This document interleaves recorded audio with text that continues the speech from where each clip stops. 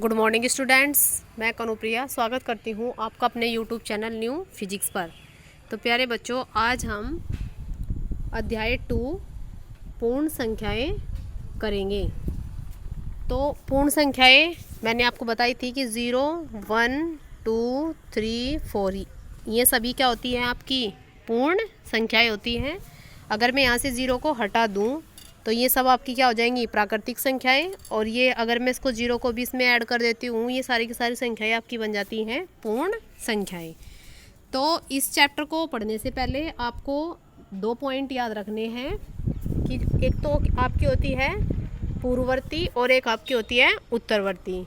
तो क्वेश्चन में ही जब हम इनको हल करेंगे तो मैं वहीं आपको समझा दूँगी। देखिए प्रश्नावली पर चलते हैं। प्रश्नावली 2.1।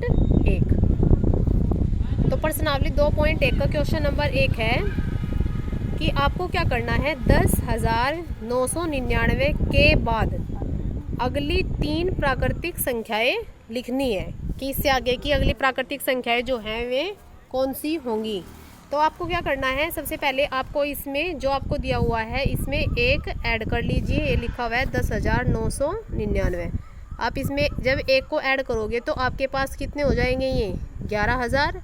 तो एक प्राकृतिक संख्या तो इससे आगे की आ गई है 11,000। अब आपको क्या करना है, 11,000 में फिर से एक ऐड करोगे, इसका मतलब है 11,001 एक प्राकृतिक संख्या ये हो चुकी है। अब इसमें 11,001 में फिर से एक ऐड करोगे तो इसका मतलब है 11,002। तो आपके पास इस तरीके से 3 प्राकृतिक संख्याएं आ जाएंगी जो कि 10,999 से आगे की हैं। तो लिखा हुआ है, देखिए हल में ये लिखा हुआ है। सबसे पहले क्या किया, 10,999 में एक जोड़ा तो 11,000 हो गया है। फिर 11,000 में एक को जोड़ा तो 11,001। फिर 11,001 में एक को जोड़ने के बाद 11,002। तो इस तरीके से अतः 10,999 के बाद अगली 3 प्राकृतिक संख्याएं हैं। नंबर 1 11,000, नंबर 2 11,001 और नंबर 3 11,002। ये हमारा क्वेश्चन नंबर 1 था। अब हम चलते हैं क्वेश्चन नंबर 2 पर।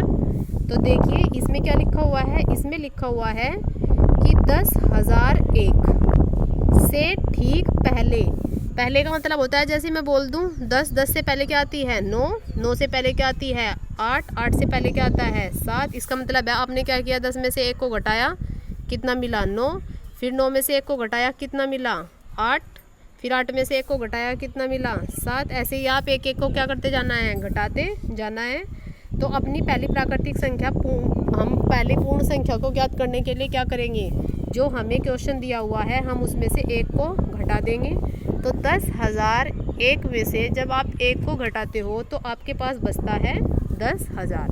अब 10,000 में से क्या करना पड़ेगा, एक को घटाना पड़ेगा, तब हमारे पास आएगा 9,999। फिर उसके बाद फिर से हमें क्या करना पड़ेगा, 9,999 में से एक को घटाना पड़ेगा, हमारे पास आएगा 9,998। इसका मतलब हुआ कि हमारे पास 10,001 से ठीक पहले आने वाली जो 3 पूर्ण संख्याएं हैं वे हैं, नंबर 1 10,000, नंबर 2 9,999 और 9,998। ये वो 3 पूर्ण संख्याएं हैं जो 10,001 से ठीक पहले आती हैं। अब क्वेश्चन नंबर 3 पर चलते हैं। देखिए क्वेश्चन नंबर 3 बहुत सिंपल है। ये आपको इम्पोर्टेंट या एक तरीके से इम्पोर्टेंट फैक्ट के तरीके से आप इसको क्या कर लीजिएगा, लर्न कर लीजिएगा। इसको याद रखना है कि क्वेश्चन आ जाता है सबसे छोटी पूर्ण संख्या कौन सी है। तो सबसे छोटी जो पूर्ण संख्या होती है वो होती है 0। 0 सबसे छोटी पूर्ण संख्या है। अब आपके पास क्वेश्चन नंबर आता है 4 कि 32 और 53 के बीच में कितनी पूर्ण संख्याएं हैं। या तो आप कैलकुलेट कर लीजिए, नहीं तो आपको क्या करना है, जो बड़ी संख्या है जैसे 53 है, 53 में से आप 32 को घटाइए और फिर आपको क्या करना है, इसमें से 1 को घटा देना है। दोनों संख्याओं को घटाने के बाद उसमें से 1 घटा दीजिए तो आपके पास क्या आ जाएगी, उनके बीच की सभी पूर्ण संख्याएं निकल आती हैं। तो यहाँ पर 32 और 53 के बीच में जो पूर्ण संख्याएं होंगी वे होंगी 20। अब देखिए ये क्वेश्चन नंबर 5 जो है ये आपका इम्पोर्टेंट क्वेश्चन है। इसमें लिखा हुआ है परवर्ती, निम्न के परवर्ती ये लिखिए। ये परवर्ती लिखने का मतलब होता है कि आपको क्या करना है। जो आपको संख्या दी है, मान लीजिए आपको 9 संख्या दी है, तो अगर पूछ ले 9 की परवर्ती, तो आपको 9 में 1 जोड़ देना है। इसका मतलब है 10। 10 जो है वो 9 की क्या है, परवर्ती संख्या है।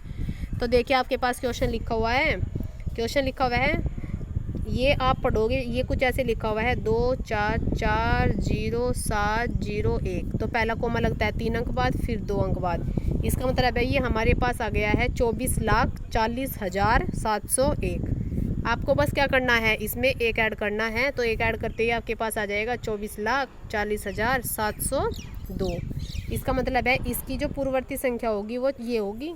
अब आपको ऐसे ही इसमें करना है, इसमें भी एक ऐड करने के बाद क्या कर देना है, एक जोड़ देना है। ऐसे ही इसमें आप एक जोड़ दोगे। तो आपको हर एक क्वेश्चन में क्या करना है, जहाँ भी आपके पास आता है परवर्ती, परवर्ती को ये परवर्ती भी लिख सकता है और इसी को ही आपको लिख के दे सकता है उत्तरवर्ती। अब आपके पास आता है पूर्ववर्ती। देखिए पूर्ववर्ती और परवर्ती में इतना डिफरेंस होता है। अगर आपसे पूछता है परवर्ती, तो परवर्ती निकालने के लिए आप क्या करोगे, एक जोड़ दोगे। और अगर आपसे कोई पूछता है पूर्ववर्ती, तो पूर्ववर्ती निकालने के लिए आपको क्या करना पड़ेगा, एक को घटाना पड़ेगा। अब आपको क्या करना है, आपसे पूछा है निम्न के पूर्ववर्ती लिखिए। तो 94 का पूर्ववर्ती है, तो 94 में से एक घटाएंगे, 93 आ गया है। फिर आपको क्या करना है, 10,000 का पूर्ववर्ती ज्ञात करना है। तो 10,000 का पूर्ववर्ती ज्ञात करने के लिए आपको क्या करना पड़ेगा, एक को घटाना पड़ेगा। तो आपके पास आ जाएगा 9,999। अब हम चलते हैं क्वेश्चन नंबर सी पर। तो क्वेश्चन नंबर अब हम चलते हैं क्वेश्चन नंबर सी पर। तो हमारा जो क्वेश्चन नंबर सी है वो लिखा हुआ है 20,809। तो हम इसकी पूर्ववर्ती संख्या निकालेंगे, तो एक को घटा देंगे। अब यहाँ आप 90 कर लेना, ये इन्होंने उल्टा लिखा हुआ है। यहाँ आप इसको काटने के बाद यहाँ लिख लेना 9 और 0। तो इसकी जो पूर्ववर्ती संख्या होगी वो एक घटाने के बाद आपको ये मिल जाएगी। इसी तरीके से नेक्स्ट क्वेश्चन पर चलते हैं। यहाँ से भी आपको एक घटा देना है, तो एक घटाने के बाद आपको ये मिल जाएगी। अब हम जो क्वेश्चन नंबर 7 है वो नेक्स्ट वीडियो के अंतर्गत करेंगे। तो आज की वीडियो में बस यहीं तक। अगर आपको वीडियो अच्छी लगती है तो वीडियो को लाइक करें, शेयर करें और कमेंट करना ना भूलें। धन्यवाद।